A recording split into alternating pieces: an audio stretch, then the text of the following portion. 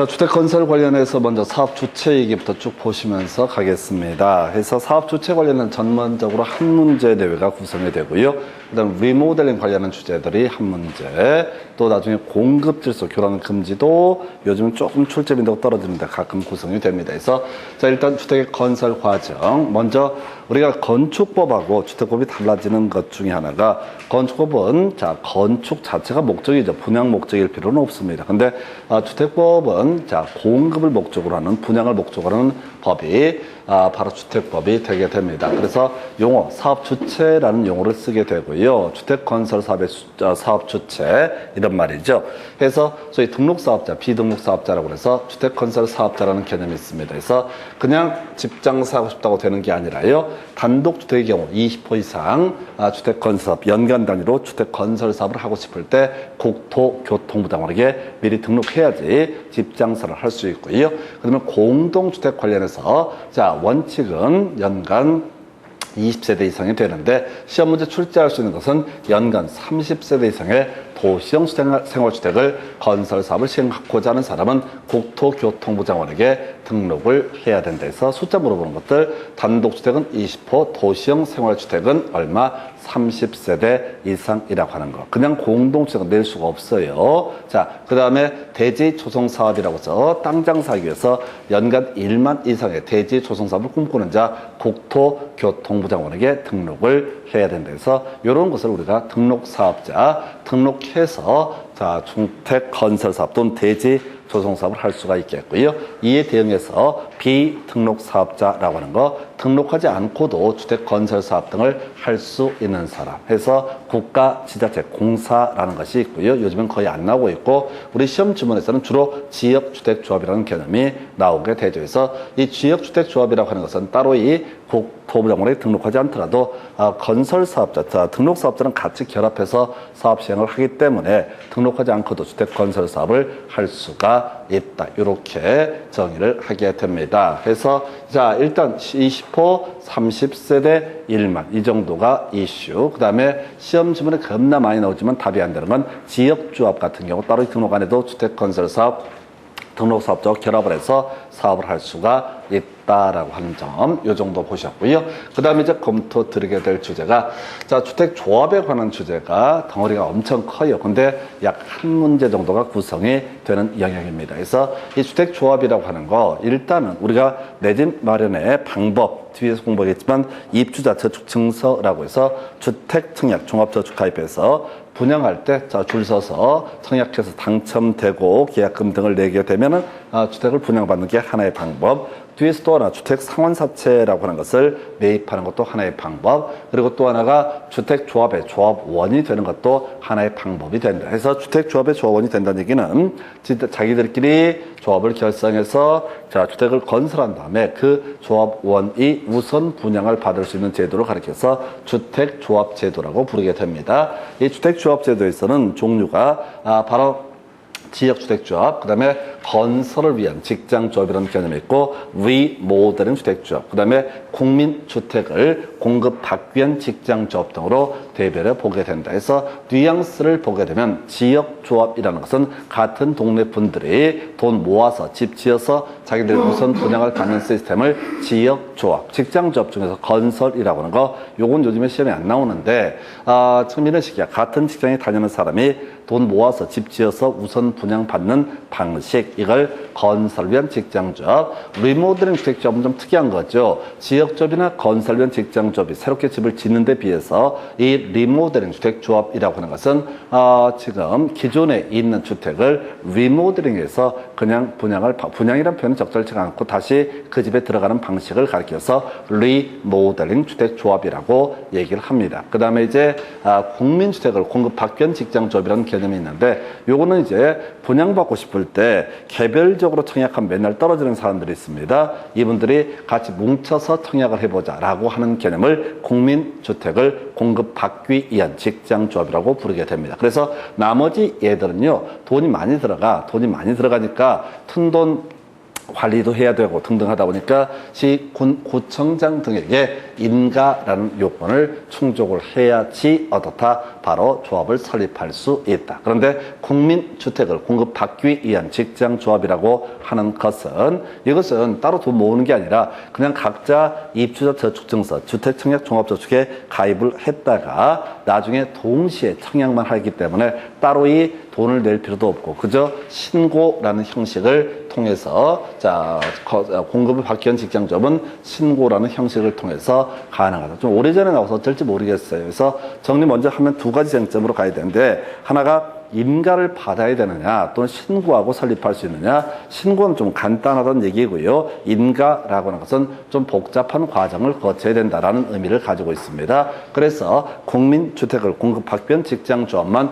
신고 대상이고 나머지는 다 뭐가 된다. 바로 인가 대상이 된다. 특히 이제 요 제도가 지금은 이제 요즘에 박근혜 정부 이후로 조금 이제 활성화시키는 그런 과정에 있게 되는데 과거에는요, 일반 민간인들이 이런 걸 몰라. 특히 이제 건설위원 직장조합 이런 것들을 전혀 몰랐어. 그러니까 담당 공무원들만 이걸 아는 거지. 그래서 옛날에는 이 주택 관련 업무를 담당하는 공무원 등이 주동이 돼서 건설위원 직장조합 이런 것들을 많이 설립을 했던 적이 있습니다. 그러다 치고 자, 시험용으로 접근합시다. 자, 주택조합은 기본적으로 인가입니다. 근데 예외적으로 뭐라고요?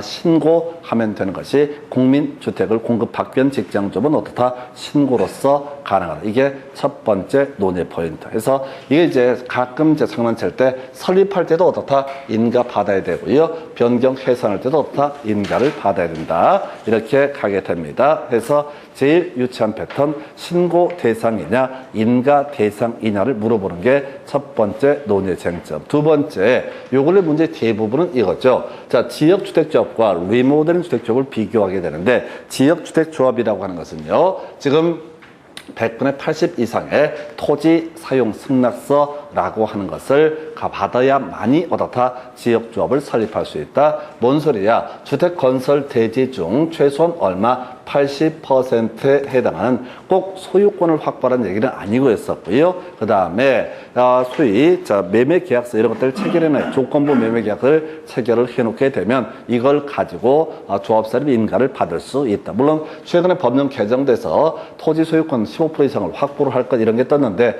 우리 시험과는 아무 관련 없어. 이건 이제 실무적인 요소이기 때문에 일단은 토지 사용 승낙서가 필요한 것은 뭐가 되고 지역주업, 집을 지어야 되니까 이에 대해서 리모델링 주택조합은요 토지 사용 승낙서가 필요가 없습니다. 왜? 어차피 자기들 땅이니까. 대신 리모델링을 하려면 증축하기 위한 리모델링은 15년이 지나야지 리모델링을 할 수가 있고요. 대수선을 하기 위한 리모델링이라고 하는 것은 10년 지나야 어떻다? 대수선을 할 수 있다. 그래서 출제 포인트가 첨부 서류가 뭐냐라고 했을 때 건설을 하는 경우에는 뭐라고요? 토지 사용 승낙서 100분의 80 이상. 그 다음에 리모델링, 증축 항상 예시합니다. 증축을 예시하니까 리모델링 할 때는 그 문제의 아파트가 15년 이상 지났음을 입증하는 서류라는 것을 첨부를 해야지 어떻다? 리모델링 주택조합이든 설립인가라고 하는 것이 가능하다라고 할 것. 다시 갑시다. 두 가지 이슈야. 첫 번째 바로 신고냐 인가냐라고 하는 거. 국민주택을 공급받기 위한 직장조합은 설립 신고로서 가능하다. 근데 나머지 주택조합은 다 인가라는 과정을 거쳐야 된다. 두 번째 이슈, 지역조합에 있어서는 토지 사용 승낙서 100분의 80 이상을 확보할 것. 이에 대응해서 뭐가 있지? 바로 리모델링 주택조합은 15년 이상 지났음을 입증할 것. 요 정도가 바로 주택조합 설립 과정의 주요한 이슈. 이거요 너무 어려워요. 양들이 많아서 되게 힘든 부분이니까 포인트 딱딱딱 끊어서 가셔야 되지 텍스트 지문을 다 읽으려고 하면 답이 나오지 않아요. 너무 양이 많아서. 자, 해서 주택조합에서 설립에 관한 주제 보셨고요. 그 다음에 이제 이슈가 될 게 설립의 효과. 이거 듣고 버리면 돼. 기본적으로 주택조합 설립하게 되면 앞으로 집장 산다는 얘기거든. 2년 내 사업계획 승인을 신청해야 된다. 이런 것들 중요치 않습니다. 그리고 자, 18대 구성됐으니까 지금에 와서는 거의 의미 없을 거. 자, 이 주택조합은 혼자서 집장사를 하는 게 아니라 아까 등록사업자와 결합을 해서 집장사를 한다라고 말씀을 드렸습니다. 해서 겁나 긴 얘기인데요. 등록사업자, 그 조합원에게 손해를 배상할 책임이 있다. 잊어버려. 18회 때 나왔으니까 13년 전에 구성되고 요즘에 안 나와. 그 다음에 굳이 해석하게 되면 이게 이제 주택조합을 만든 목적은 제일 키워드가 뭐야? 우선 공급을 받을 수 있다. 텍스트 읽으시면 안 돼. 어차피 시험 문제 다 만드니까. 자, 앞에서 우리가 주택법을 적용받아서 주택을 건설하게 되면요. 공개 분양의 과정을 거쳐야 됩니다. 공개 분양의 과정을 거쳐야 된다. 그래서 뭐 현대에서 기가 막히는 아파트를 어때 하나 짓는다? 뭐 10억의 분양가가 나왔다. 내가 현대건설에 전화해서 20억 줄 테니까 나한테 팔아라. 뭐 안 됩니다. 반드시 공개 분양의 과정을 거쳐야 된다. 그런데 주택조합 제도를 활용을 하게 되면 뭐라고요? 우선 분양을 받을 수 있다. 이것 때문에 이런저런 위험에도 불구하고 지역조합 등에 가입을 하게 된다. 그러나 시험용으로 접근할 게 뭐라고요? 리모델링 주택조합 건설한다 하지 않는다? 하지 않는다. 그러니까 우선 공급의 문제가 발생할 여지가 있다 없다? 없다. 미리 결론 말씀드릴게. 시험 지문 중에서 리모델링 주택조합이 라는 표현 나오면 다 틀린 표현이야. 100%가 아니라 99% 틀린 표현. 나중에 바로 매도 청구라는 주제만 옳은 표현 나오게 되고 리모델링 주택조합이라는 표현만 나오면 다 틀린 표현 이렇게 가셔야 돼. 왜? 법에서 우리가 지금 주택조합 제도의 본질은 뭐냐면 건설해서 분양하는 목적, 건설해서 자기들이 우선 분양받는 것이 주택조합의 본질적인 틀입니다. 근데 지금 재건축을 이제 규제를 하면서 한 10년 넘었는데 하여튼 리모델링이라는 제도를 어디다가 지금 주택법에다 집어넣었다고 이게 체계상 안 맞아. 주택법은 뭐야? 건설해서 분양을 하는 게 목적인 법이야. 근데 리모델링이라는 건 뭐라고요? 건설이 아니라 증축이나 대수선을 해서 원래 소유자에게 다시 돌려주는 그런 식이야. 그러니까 이 제도, 리모델링 주택조합 제도는 절대로 원래 체계로 치면 어디에 들어오면 안 돼. 주택법에 들어오면 안 돼. 지금 집을 짓는 게 아니기 때문에. 근데 법에 넣어놨어. 그래서 법에다가 항상 주택조합 바로 열고 뭐 제외한다? 리모델링 주택조합 제외. 이런 식으로 된다고. 다시 갑시다. 주택조합의 조합원이 되면 우선 분양을 받을 수 있다. 아까 국민주택을 공급받기 위한 직장조합도 자, 사업주체가 얘들이 개떼처럼 몰려와서 동시에 바로 분양 신청을 하게 되면 그 아이한테 어떻다? 우선 분양 혜택을 줄 수가 있다. 이것 때문에 주택조합 제도가 존재하는 겁니다. 해서 이 정도 얘기는 별 중요치 않고 여기서 이제 자, 이슈 삼아줘야 될 것이 조합원의 자격이라고 하는 거. 자, 그래서 조합원의 자격 듣고 버리시면 됩니다. 이게 전에는 막 사례형 문제구성을 냈었는데 요즘엔 안 내. 너무 지저분하니까 요건이 너무 복잡해. 그래서 시험 지문에 잘못 출제하면 다 출제 오류가 돼버려. 그래서 요즘에는 거의 출제를 하지 않습니다. 다만 주택조합의 조합원의 자격이라고 하는 거 형편이 어려우신 분들 이런 뉘앙스를 가지고 있습니다. 해서 무주택자, 자 언제까지 조합사를 빈가 신청일로부터 입주 가능일까지 무주택자. 기준점부터 보십시다. 주택조합의 설립인가 신청일이라고 하는 걸 기준으로 해서 무주택자. 자, 그러니까 주택조합에 대해서 조합을 설립해서 설립인가 신청을 할 때 다 무주택자 또는 형편이 어려운 사람이라는 요건을 갖춰야지 그 사람 조합원으로 인정을 하겠다. 근데 좀 특이한 숫자가 85제곱미터 이하의 주택을 한 채 소유한 자라고 되어 있죠. 해서 이게 말이 좀 안 되는 것 같아. 85제곱미터 이하의 주택이 엄청 가난한 사람이다. 이런 뉘앙스를 지금 주고 있다고요. 근데 이게 이제 박근혜 정부 때 어쩔 수 없어요. 박근혜 정부 때 이제 이명박 정부 때는 사기를 쳐갖고 대충 넘어갔습니다. 아까 도시형 생활주택, 준주택 이런 식으로 해서 개뻥 쳐가지고 그래서 오직했으면 준주택이 이름이 일본 놈 이름처럼 기다노 이렇게 되어 있어서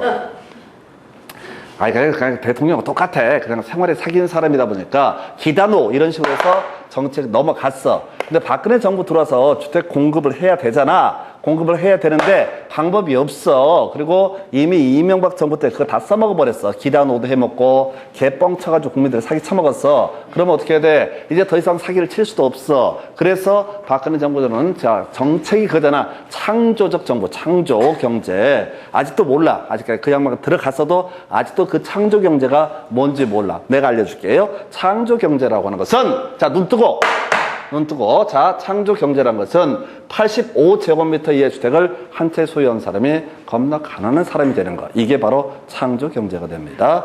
자, 뭔 소리냐면은 기존에는 60제곱미터 이하였어. 그래서 60제곱미터 이하는 좀 형편이 어렵다는 뉘앙스 공감할 수 있어요. 일반적으로 그런 주택이 많지 않으니까. 그런데 주택조합 제도가 개판인 게 뭐냐면 이건 되게 어려워. 형편이 되게 어려워야 돼. 주택조합의 조합원이 되려면 뭐 해야 돼? 형편이 어려워야 돼. 이게 출발점이야. 근데 얘들이 국가에서 집을 지어주는 게 아니라 자기 돈을 내가지고 집을 지어서 분양을 받는 구조라고. 그러면 이게 거의 원시적 불능이 돼요. 어떻게? 형편은 겁나 어려워야 돼. 근데 주머니에 한 5억쯤 이렇게 빼보면 3억도 있네. 요 정도가 있어야지 주택조합의 조합제도가 운영이 되는 거야.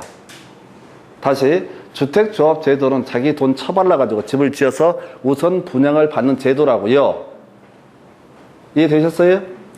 그러면 이게 거의 불가능에 가까운 거야. 왜? 자기 집이 60제곱미터 이하 이거는 무주택자인데 주머니에 3억 5억이 들어있어야 돼. 어떤 사람은 있을 수 있겠지. 그건 가능해. 한 사람은. 근데 그게 수십 명, 최소한 30명, 50명이 모여 있어야지 주택조합을 설립할 수 있다고. 그게 현실적으로 불가능해. 이게 가능했던 게 딱 하나밖에 없다고요. 공무원들. 무주택자, 법을 알아. 그러니까 일부러 집을 안 사. 그리고 국공유지 중에 불화되는 기가 막힌 땅, 요지 이런 땅을 미리 언제 불화할지 아니까 기다리고 있는 거야. 그리고 안정적으로 월급이 나온다고 하니까 은행에 대출이 나와. 그러니까 그걸 융통할 수 있는 사람들. 그것만 이제 거의 그 초기에는 이게 공무원들만 운용을 써먹는 거야. 이 법을 알고. 근데 일반인은 뭘 할 수 없어. 주택조합의 조언이 될 수 없어.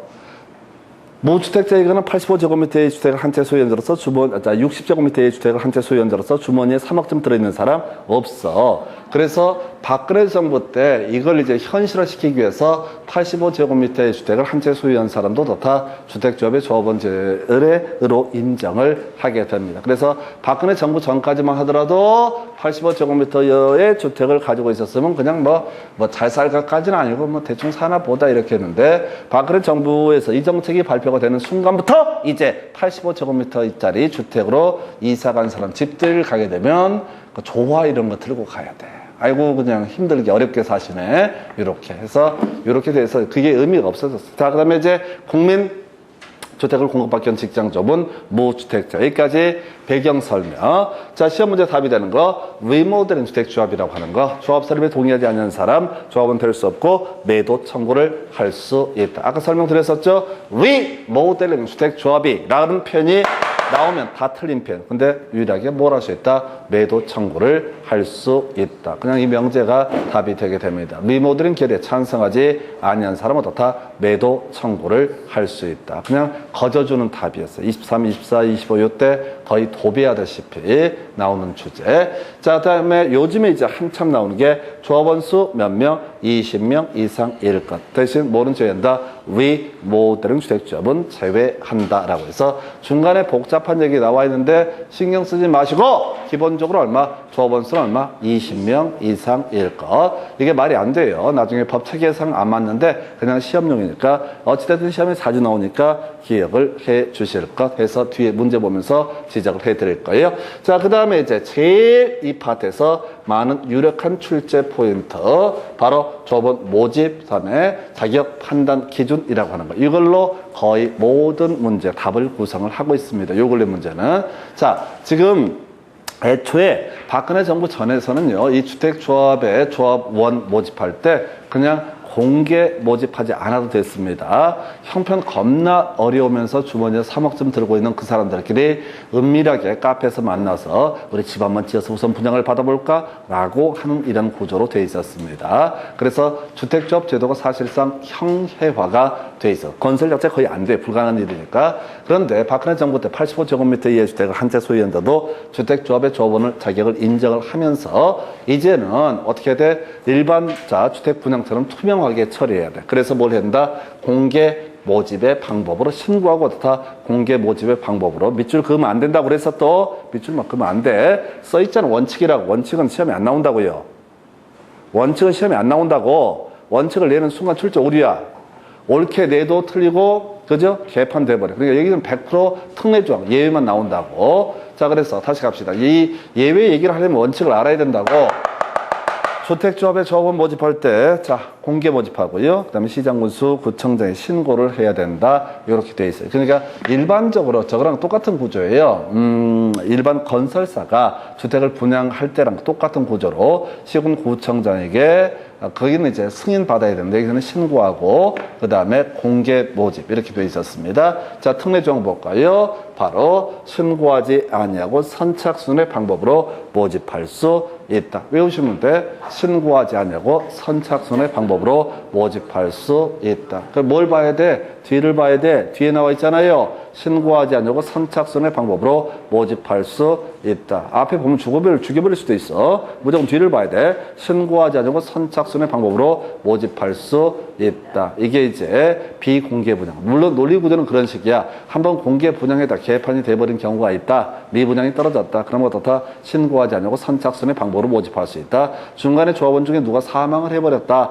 그러면 이제 다시 채워 넣어야 되거든요. 신고하지 않냐고 선착순의 방법으로 모집할 수 있다. 앞을 보면 안 돼. 앞을 보면 안 돼. 여러분 머리가 이거 못 외우니까 첫 번째 봐서 안 되고 두 번째 어차피 이게 계속 바뀌어버려요. 그래서 외울 게 뭐라고요? 신고하지 않냐고 선착순의 방법으로 모집할 수 있다. 두 번째 이슈 바로 조합원으로 추가 모집되는 사람, 이런 사람도 조합원으로서의 자격 요건을 충족을 해야 된다. 언제? 조합사립인가 신청일을 기준으로 판단한다. 앞에서 조합원의 자격을 따져 물을 때 조합사립인가 신청일을 기준으로 해서 무주택자 또는 85제곱미터의 주택을 한 채 소유한 자. 여기 있었죠? 그러니까 중간에 다시 기어들어온 사람도 다 조합사립인가 신청일을 기준으로 무주택자 등의 요건을 충족을 해야 된다. 해서 이게 되게 내용 많아 보이는데요. 진짜 심플해. 자, 신고하지 않냐고 선착순의 방법으로 모집할 수 있다. 그 다음에 기준점 언제라고요? 조합사립인가 신청일을 기준으로 해서 따진다. 해서 키워드가 뭘까요? 기준. 기준이 키워드가 되는 거야. 뭐를 기준으로? 조합사립인가 신청일을 기준으로 조합원 자격 요건 판단한다. 물론 이제 상속받은 경우도 다 그러하지 아니요. 상속은 이제 법률 규정에 따른 부동산 물건 변동이니까 굳이 자격 요건 충족하지 않더라도 조합원의 자격을 승계하게 될 겁니다. 라고 할 거. 자, 그 다음에 이제 가십시다. 심플하게 가야 돼. 탈퇴할 수 있죠? 써 있잖아요. 조합원 가입되면 영구적으로 뭐 노예가 아니라고 탈퇴할 수 있다. 밑줄 그으면 안 돼. 그 다음 뒤에 환급을 청구할 수 있다. 나와 있죠? 그죠? 네, 그래서 그렇게 외우면 돼. 나중에 탈퇴할 수 없다던가 환급을 청구할 수 없다. 이렇게 말장난. 이건 다 만드는 주제예요. 다 만드는데 바로 자, 탈퇴할 수 있다. 환급을 청구할 수 있다. 그 내용 되게 많아 보이는데 이 문제 답은요. 두 가지. 신고하지 않냐고 선착순의 방법으로 모집할 수 있다. 이 주제 하나 있었고요. 두 번째, 자, 조합 기준하게 되면 조합사립인가 신청일을 기준으로 판단한다. 그 다음에 이제 조합 관련 마지막 주제가 나오게 될 것이 뭐 이런 게 있어요. 자, 조합원 총회 관련해서 원칙 나와 있네요. 100분의 10 이상 출석해야 되는 이런 거 안 나와. 항상 예외 나와 있죠. 이거는 어서 많이 봤던 주제인데요. 임원의 선임 나와 있죠. 임원의 선임 회의문에서는 조합원 총회에 100분의 20 이상이 출석해야 된다라고 할 거. 이게 답이 됐던 주제.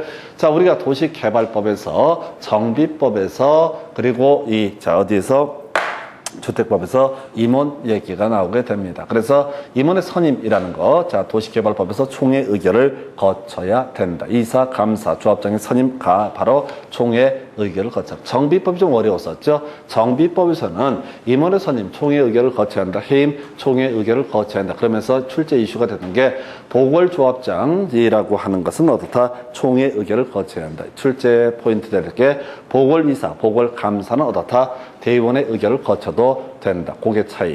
그리고 나머지는 무조건 다 총회에서 의결을 거쳐야 돼요. 다시 정비법에서 보궐이사, 그 이사가 뭐 사고 나서 죽어버리거나 등등 했을 때 추가로 이사를 선임을 하고자 한다. 감사가 뭔 일이 있어서 연락이 안 된다. 그러면 추가로 감사를 선임을 하고자 한다. 보궐이사, 보궐감사의 선임은 대의원에서 의결할 수 있다. 그럼 나머지 임원의 선임, 해임 등은 무조건 어떻다? 총회 의결을 거쳐야 한다. 상당히 어렵게 나왔었고 같은 맥락, 이게 도시개발법, 정비법 나오다가 임원의 선임 선임해임 이걸 다루고 싶은 거야. 그래서 다 총회 의결을 거쳐야 될 텐데 포인트는 의결 정족수 다른 것과 다르게 100분의 20이라고 하는 거. 자, 그럼 이거 출제하는 기술을 볼까요? 창립총회 또는 조합 임원의 선임해임을 의결하는 총회 이런 표현 나와 있죠. 앞을 내겠어요? 안 내겠어요? 안 내. 무조건 뒤에 있는 걸 내게 돼 있어. 출제 기술에서 100분의 20 숫자까지 답이 됐던 주제. 자, 총회 의결사항 중에 뭐가 있다고요? 임원의 선임해임. 그래서 이때는 얼마? 20% 이상의 출석을 해야 된다라고 할 거. 의결사항 외울 수 없습니다. 그 다음에 이제 자, 요거는 이제 정비법, 도시개발법 동시에 나왔던 얘기죠. 퇴임 전에 관여한 행위는 어떻다? 효력을 잃지 아니한다. 뭔지 모르지만 퇴임 전에 관여한 행위는 어떻다? 효력을 잃지 아니한다. 퇴임 전에 관여한 행위는 어떻다? 효력을 잃지 아니한다. 이런 식으로 논의가 됐었죠. 그래서 이게 주택조합제도예요. 자, 이제 이 파트 한번 간단하게 정리하고 다음 주제 체크를 해드리겠습니다. 해서 지금 보게 되면은 등록사업자 20호, 도시형 생활주택은 30세대, 대지 조성사업은 1만 이런 요건을 갖추면 등록사업자가 될 수 있다. 그러나 지역조합 등은 등록할 필요 없고 등록사업자와 같이 결합해서 사업 시행한다. 그 다음 주제, 지금 주택조합을 설립하는 과정 크게 두 가지, 인가와 신고라고 하는 것이 있었고 신고 관련해서는 국민주택을 공급받기 위한 직장조합은 설립신고, 나머지는 다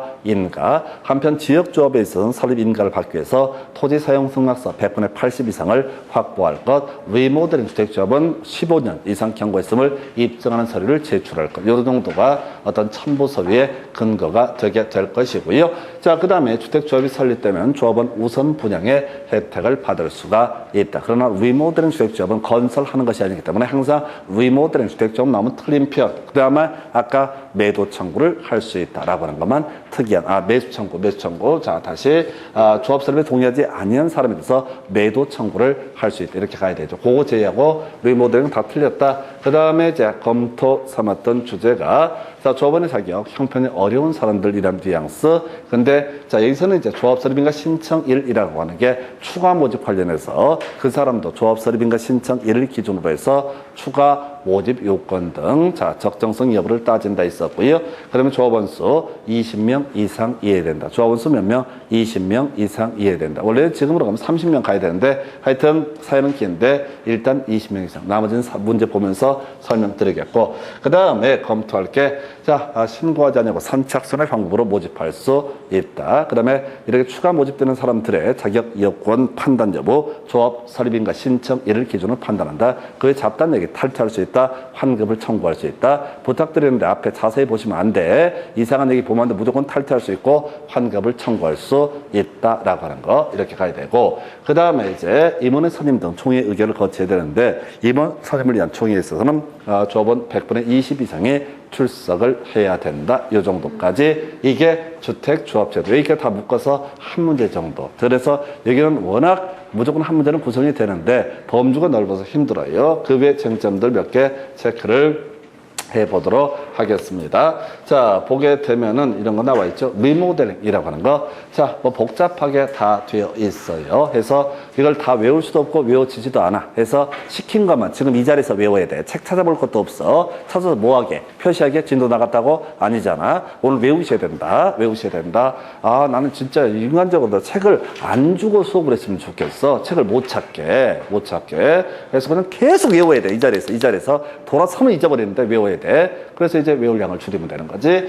자, 아까 우리 리모델링 관련해서 설명드렸습니다. 자, 아까 지역조합에 있어서는 80% 이상의 토지 사용 승낙서가 필요하다. 리모델링에서는 15년 이상 지났음을 입증하는 것. 15년 이상 지났음을 입증하는 서류를 어떻다? 제출해야 된다. 어차피 증축만 나와. 대수는 안 나오니까 15년 첫 번째 암기하시라는 거. 다음에 이제 리모델링 분류 쭉 나와 있죠. 해서 14층 이하짜리 얼마? 2개층까지 수직 증축할 수 있고요. 15층 이상이 되면 어떻다? 3개층까지 수직 증축할 수 있다. 이거 외우시면 돼. 자, 이 과정 하나도 시험에 안 물어봐. 이게 법조문이 어마무시해서 물어볼 수가 없어요. 그래서 여기서는 14층 얼마? 이하 14층 이하이면 2계층까지 수직 증축할 수 있다. 15층 이상이 되면 어떻다? 3계층까지 수직 증축할 수 있다. 간단하게 과정 설명드릴게요. 앞에 이런 거 다 몰래 외우고 걸리면 가만두지 않은 거 다 쓸데없는 소리야. 자, 아니.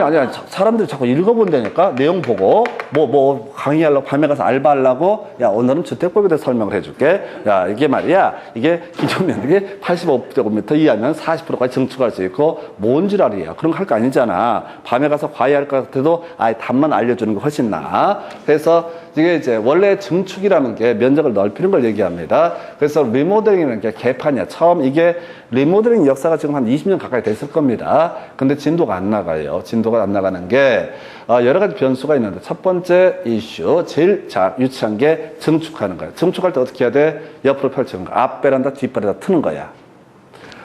리모델링의 출발점이 앞 베란다, 뒷 베란다 트는 거였다고요.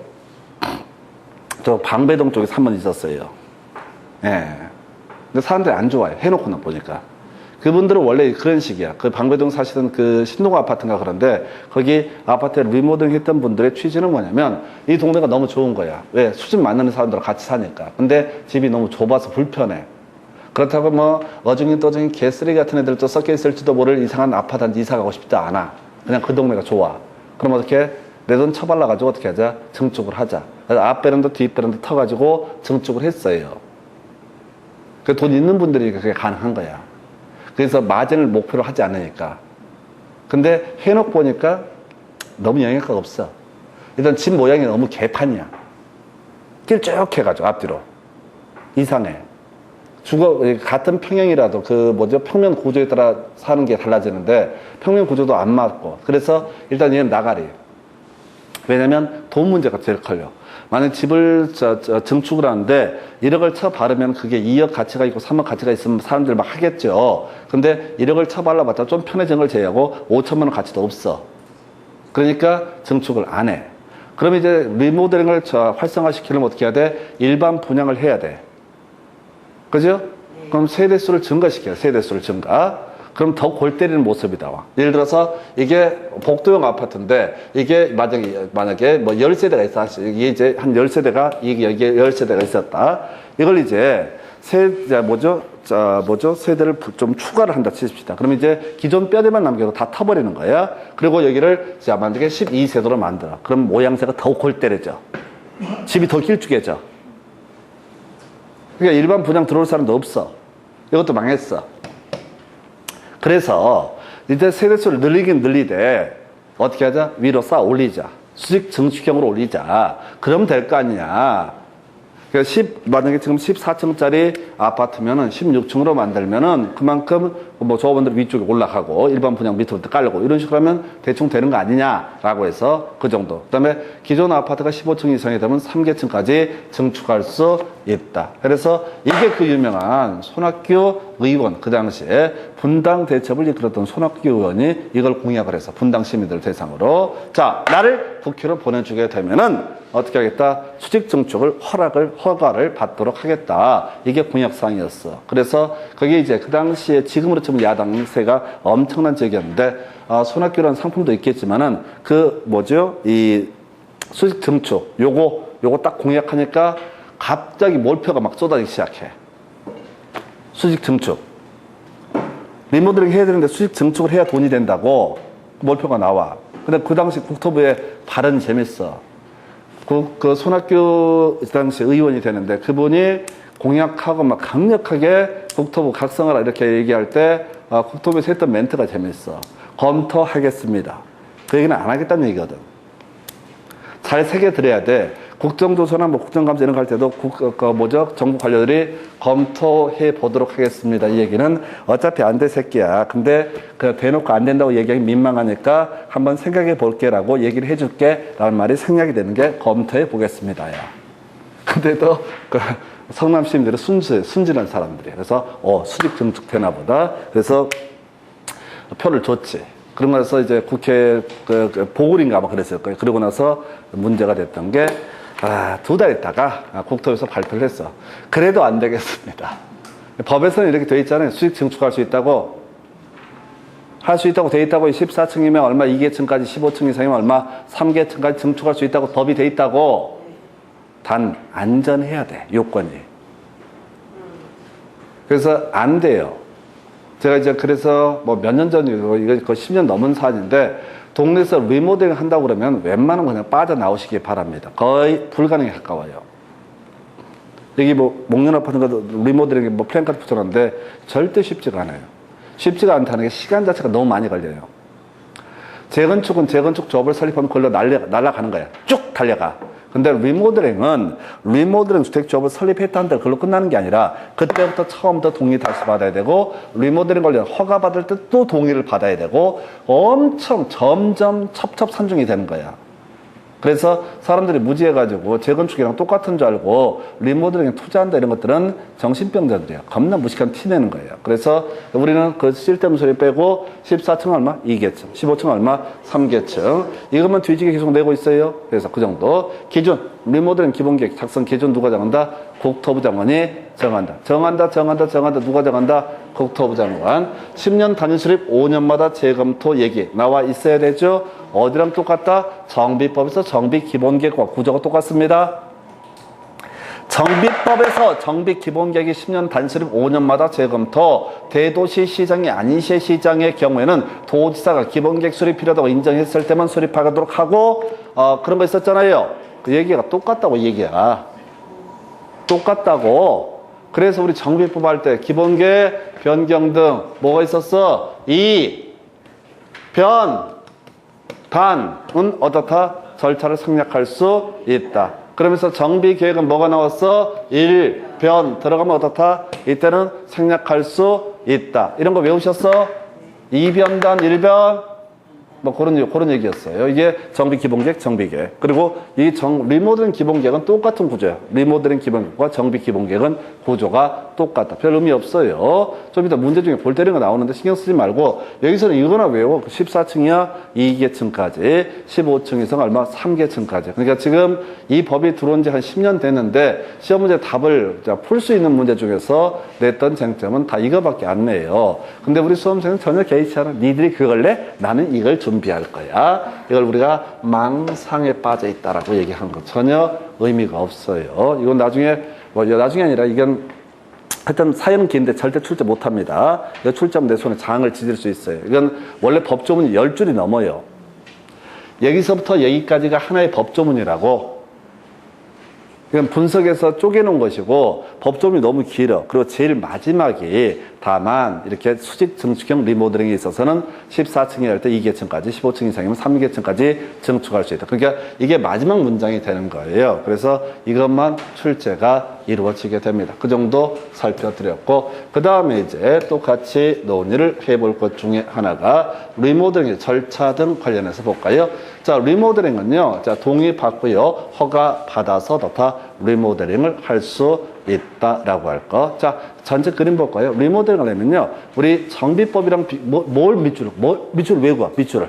아, 네가 그니까 나도 한번 그어버리라. 그래서 그러시면 안 돼. 아니, 할 수 없는 건 안 하는 게 좋다고요. 항상 이런 거 보면서 내가 이걸 외울 수 있을까? 마음에 손을 얹고 한번 생각을 해봐. 분수를 알아야 돼. 못 외워. 그래서 외워봤자 아무 의미가 없어. 외우지 마요. 해봤자 안 되니까. 이런 선생님이 어디 있어? 힘들까 봐 하지 말라고 하고. 이게 뭐냐면은 이런 주제를 쭉 알았을 때 최근에 나왔던 게 이 망할 새끼들이 자, 동의를 처리할 수 있다. 이걸 출제 포인트로 삼았다고. 뭐냐면은 앞에 이런저런 얘기를 다 알아야지 이 뒤에 문장을 이해할 수 있거든요. 이게 답이 덜컥 돼버렸다. 그래서 수험생들은 주로 뭘 하냐면 이걸 뒤지게 막 외워. 뭐 동의여건, 입주자 전체의 동의, 소유자 전원의 동의, 자 리모델링 뭐 어쩌고저쩌고 이걸 다 뒤지게 쳐 외워. 그리고 여기는 빠져있지만 리모델링 주택조합 설립 동의여건도 겁나 복잡해. 나 이거 외운 사람 많이 봤어요. 막 외워. 뭐 막 외워.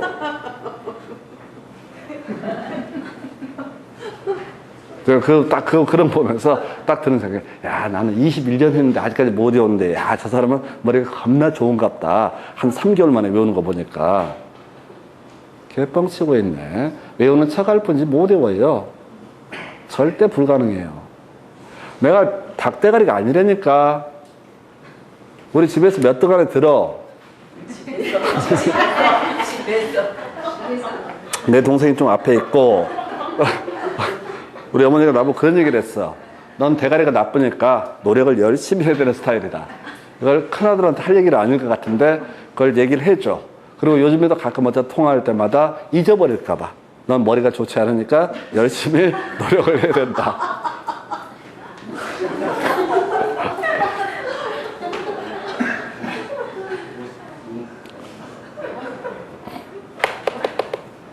여기서 보니까 비슷해. 뭔 얘기냐면 이게를 외울 수가 없다고요. 제가 해봤는데 안 되더라고. 머리 안 좋은 제가 미래 21년간 테스트를 해보니까 내린 결론은 안 되겠다라는 게 결론이라고. 그래서 시험에 나오는 포인트를 잡아내셔야 돼. 자, 일단 리모델링 하려면요, 먼저 안전진을 해서 멀쩡하다는 게 입증이 돼야 돼. 우리가 재건축하려면 노블령 건축물에게 입증이 돼야 재건축할 수 있고, 리모델링을 하면 뭐라고요? 먼저 안전하다는 게 입증이 돼야 어떻게 할 수 있다? 리모델링 할 수 있습니다. 일정한 동의 요건 받아야 됩니다. 허가 받아야 됩니다. 근데 시험 문제에서는 이렇게 나왔어요. 리모델링에 동의한 소유자는 리모델링 주택조합 또는 입주자 대표이가 시군구청장에게 허가 신청서를 제출하기 전까지는 그 동의여사를 처리할 수 있다. 그럼 이제 한번 허가 신청서를 제출해버리면 어떻다? 동의여사를 처리할 수 없다라고 이렇게 가는 거죠. 그래서 요거 하나 보려고. 그래서 지금 요거 하나만. 그러면 또 내겠느냐? 또 내도 또 틀려. 그러니까 지금 만약에 허가 신청서가 제출이 이루어져 버리게 되면 어떻다? 더 이상 처리할 수 없다라고 하는 거. 이렇게 가셔야겠습니다. 해서 하여튼 좀 구질구질한 얘기들. 그 다음에 주택 상환세 가볼까요? 이것도 그래. 자, 요거 지금 지금 요 얘기하면서 뭘 얘기를 하려고 했더라 잊어버렸네. 해서 요거. 요 문제 할 때 우리 저거 있었죠. 도시개발법에서 도시개발조합의 설립 과정, 동의, 설립인가, 설립 등기 이런 거 있었죠? 나 우리 집에서 제일 머리 나쁘다고 소문났는데. 다시 도시개발조합을 설립하려면 동의 받아야 되고요. 그 다음에 설립인가, 설립 등기. 출제 포인트가 됐던 게 뭐냐면 동의 관련해서 면적 3분의 2 총수 2분의 1이 아니라 그때 국공유지 면적을 포함해서 이런 거 있었죠? 기억나셨어요?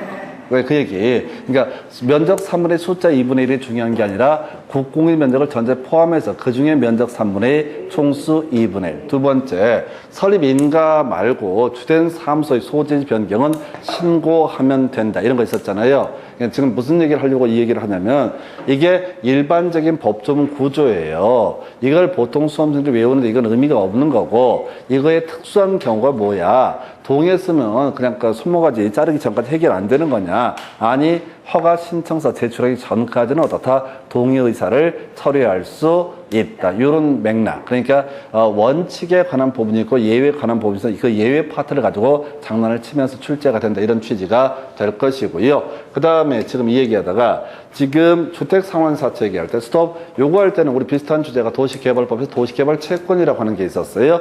외울 거 하나 둘 셋 세 개 필요했었죠. 첫 번째 승인이라고 하는 거. 누구한테 승인 받아야 된다? 행안부 장관의 승인을 받아야 된다. 있었죠?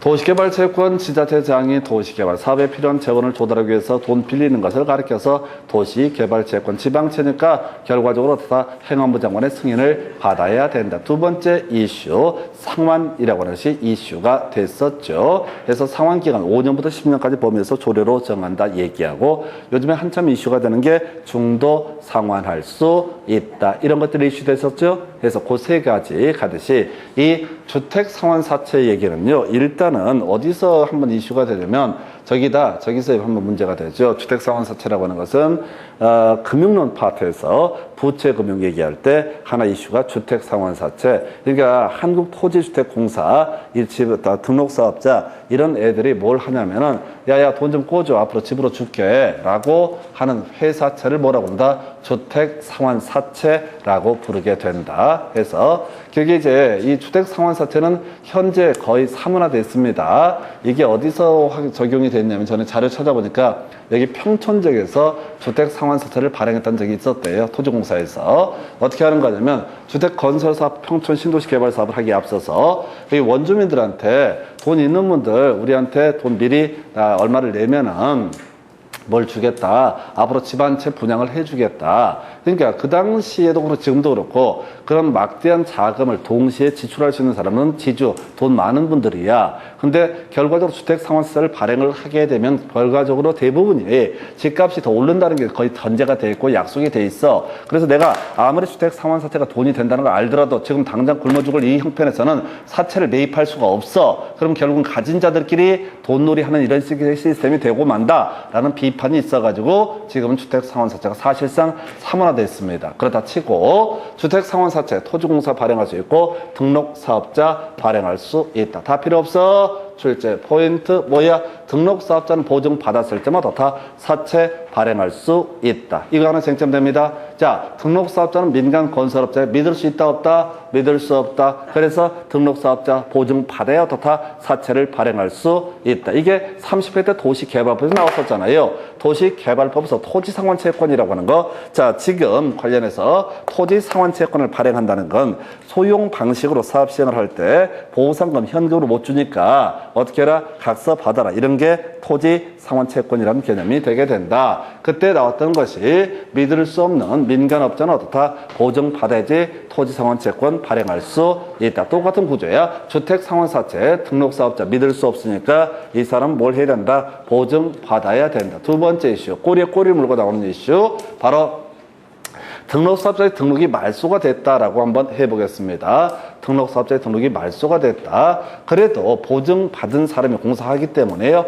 사채 상환에는 영향을 미치지 아니한다라고 하는 거. 해서 지금 여기 다 볼 것도 없고 그냥 주택상환사채라고 하는 것은 뒤에 나올 주제가 하나가 있어서 보는 건데 등록사업자, 민간업자가 주택상환사채를 발행하고자 할 때는 보증받아야 되고요. 설령 보증받아서 사채를 발행을 했다라고 하면 설령 얘가 쫄딱 망하더라도 이 돈을 빌려준 사람 입장에서는 전혀 영향을 받지 아니한다. 그 얘기가 등록사업자의 등록이 말소가 됐을 때 이 주택상환사채 효력에는 영향을 미치지 아니한다라는 명제. 두 개만 보시는 거야. 나중에 짬 나더라도 절대 나머지 지문을 보시면 안 되고 두 개만 체크하고 넘어가십니다. 해서 두 개가 잘 봐서 이해가 안 된다. 그래도 두 개만 봐. 그 두 개가 봐서 잘 이해가 안 된다. 앞에 좀 보면 좀 이해가 될 것 같은 불길한 예감이 든다. 그때 나를 생각해봐요. 21년간 했는데 아직까지 이해를 못하고 있다는 거. 그냥 두 개를 외우시면 된다. 그래서 어떻게 해야 된다? 시험 문제 주택상환사채 나오면 두 가지 가는 거야. 보증얘기 또는 등록사업자,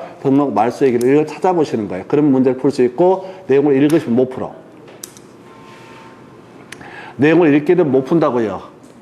공부 안 했잖아. 공부 별로 안 좋아하시잖아. 딱 두 개만 외우시는 거야. 이 정도가 주택상환사채. 그 다음에 이제 검토들. 다른 얘기 다 필요 없어요. 자, 검토드릴게. 입주자 저축증서. 자, 지금 이거 자체는 시험에 안 나와요. 입주자 저축증서라는 게 뭐냐면 그런 얘기죠. 다른 얘기가 아니라 이 입주자 저축증서는 주택청약 종합저축이라고 해서 우리가 청약을 하기 위해서 미리 주택도시기금에 투입되는 그 돈을 미리 불입해 놓은 것을 바로 뭐라고 한다? 입주자 저축증서. 지금 여기까지 세 개를 묶어서 봤어요. 주택조합원의 지위하고요. 주택상환사채하고 입주자 저축증서. 그래서 나오는 결론이 그 다음 주제예요. 그래서 이런 세 가지 주택상환사채, 입주자 저축증서, 그 다음에 주택조합원의 지위 등은 양도, 양수 등을 할 수가 있다 없다? 할 수가 없다라고 하는 거. 이거 주택법을 통해서 내 집 마련의 기회를 부여를 한 겁니다. 이런 것에 대해서 양도, 양수, 알선 등 어떻다? 기본적으로 금지가 되게 된다. 근데 거기에 예외 나오겠죠. 상속 저당은 어떻다?